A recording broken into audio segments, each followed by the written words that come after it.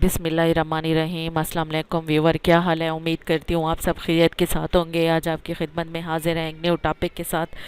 अपनी वीडियो शुरू करने से पहले मैं आपसे रिक्वेस्ट करूंगी कि अगर अभी तक आपने चैनल को सब्सक्राइब नहीं किया तो प्लीज़ चैनल को सब्सक्राइब कर लें और बेल के आइकन को प्रेस कर लें ताकि आने वाली सारी इन्फॉर्मेटिव वीडियो आसानी के साथ आपके पास पहुंच सके।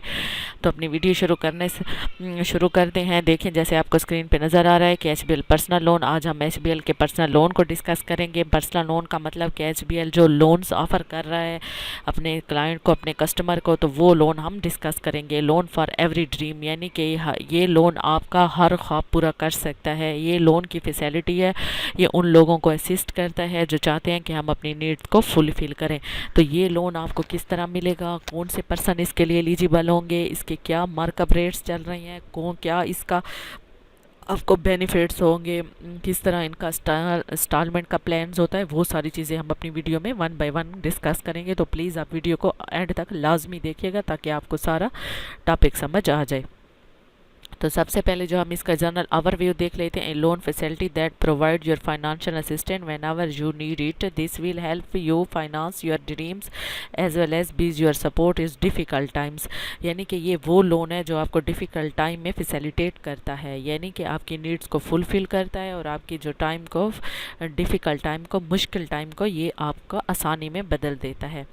ठीक है, आपको इसमें फ़ीचर आपको अब मैं बताती चल रही हूँ। इसके फ़ीचर क्या है कि financing limit between 25,000 to 3 million, यानी कि 25,000 से लेके 30 लाख तक आप ये लोन ले सकते हैं। रिपेमेंट टेन्योर इसका है 12 मंथ से लेके 48 मंथ तक, लेकिन यहाँ 48 मंथ लिखा है लेकिन वैसे ये 60 मंथ तक होता है, यानी कि 5 साल तक होता है। Availability of top up facility after every 12 months, यानी कि हर 12 मंथ के बाद आप इस लोन को टॉप अप कर सकते हैं, यानी कि रिन्यू कर सकते हैं। किस तरह रिन्यू करते हैं कि यानी कि आपका जो अमाउंट है, आपने लेट सपोज 5 लाख का लोन लिया और 1 साल गुजरने के बाद आपको और लोन की ज़रूरत पड़ गई तो उसी लोन को रिन्यू करा के आप मज़ीद पैसे भी हासिल कर सकते हैं। Life insurance coverage. Life insurance coverage mean ये लोन जो होते हैं इंश्योर्ड होते हैं और ये इनकी लाइफ इंश्योर होती है। जब हम जो लेता है बंदा, इन केस अगर उसकी डेथ हो जाती है तो ये लोन उसके माफ़ हो जाते हैं। ठीक है, ये इसका सबसे ज़बरदस्त किस्म का बेनिफिट्स है कि अगर बंदे की डेथ हो जाती है, इन केस ऑफ डेथ, तो उसका ये सारा लोन माफ़ कर दिया जाता है। उससे कोई चार्जेस, कोई चीज़ उसकी फैमिली से रिकवर नहीं किया जाता। ठीक है, अब इसकी क्राइटेरिया को देखते हैं कि सैलरी इंडिविजुअल हो salary is being credit in HBL accounts. ये सैलरी परसेंट को ऑफर होता है। ठीक है, ये लोन के लिए एलिजिबल लोग जो हैं वो सैलरी परसेंट है, जिनकी तनख्वाह एचबीएल के किसी भी अकाउंट में क्रेडिट हो रही है वो लोग इसके लिए एलिजिबल हैं। ठीक है, कम से कम उसकी 3 सैलरियाँ एचबीएल में क्रेडिट होनी चाहिए।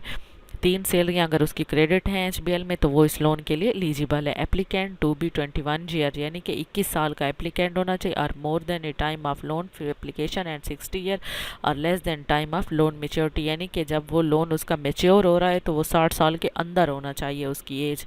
मीन्स कि जब कोई बंदा लोन अवेल करता है तो उसकी कम से कम एज 21 साल होनी चाहिए और ज़्यादा से ज़्यादा जब उसका लोन ख़त्म हो रहा हो तो उसकी एज 60 ईयर बन रही हो, तो वो बंदा इसके लिए एलिजिबल होगा।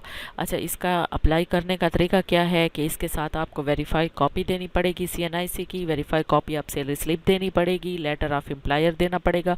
लेटर ऑफ एम्प्लॉयर क्या होता है? ये बैंक की तरफ से आपको एक फॉर्म मिलेगा जो अपने जिस ऑर्गेनाइजेशन में आप जॉब कर रहे हैं, जो आपका बॉस है, जो आपका लाइन मैनेजर है या जो आपका एचआर का मैनेजर है, आप उससे साइन कराएंगे, उससे अपनी पे स्लिप लेंगे, लास्ट 3 मंथ की सैलरी स्लिप। वहाँ यहाँ तो एक सैलरी स्लिप का जिक्र हुआ, वैसे नॉर्मल ये लास्ट 3 मंथ की सैलरी स्लिप मांगते हैं और वेरीफाइड कॉपी ऑफ सीएनआईसी की मांगते हैं। ठीक है, तो ये सारी चीज़ें आप बैंक को प्रोवाइड करेंगे। अब रह गया इसका मार्कअप रेट कि इसका मार्कअप रेट क्या है। इसका मार्कअप रेट वेरी करता है, मुख्तलिफ सेगमेंट के लोगों के लिए मुख्तलिफ मार्कअप रेट्स होते हैं। अगर आप 1 साल के लिए लेना चाहते हैं तो मार्कअप रेट कुछ होगा, 3 साल के लिए कुछ होगा, 5 साल के लिए कुछ होगा। लेट सपोज अगर आप एलओई वेवर पे हैं, कुछ ऐसी ऑर्गेनाइजेशन है, कुछ ऐसे कंपनीज़ हैं जो एचबीएल के पैनल पे हैं जिनको एचबीएल ने एलओई वेव कर दिया, यानी कि लेटर फ्रॉम एम्प्लॉयर वेवर दे दी है, उस सूरत में उनका मार्कअप रेट कुछ और होगा। जिनको उन्होंने सैलरी स्लिप और एम्प्लॉयर लेटर लेते हैं उनके लिए मार्कअप रेट कुछ हो रहा है। तो बेहतर है कि आप एचबीएल के नियरेस्ट ब्रांच को विज़िट करें और वो वो जाके वहाँ आप उनसे मार्कअप रेट कलेक्ट कर सकते हैं, पूछ सकते हैं। इन केस अगर आपको इस वीडियो में चाहिए, आपको इधर पूछना है, तो बिल्कुल आप जिस ऑर्गेनाइजेशन में जॉब करते हैं आप अपनी ऑर्गेनाइजेशन का नाम मुझे कमेंट सेक्शन में सेंड कर दें, और कितनी लेंथ ऑफ सर्विस है आप ये भी मुझे वहाँ पे भेज दें, तो मैं आपको उसके अकॉर्डिंगली मार्कअप रेट बता दूंगी कि आप पे कौन सा मार्कअप रेट चार्ज होगा। तो मैं उम्मीद करती हूँ कि आपको मेरी वीडियो पसंद आई होगी। मिलते हैं अगली वीडियो में, तब तक के लिए अपना ख्याल रखिएगा। अल्लाह हाफिज़।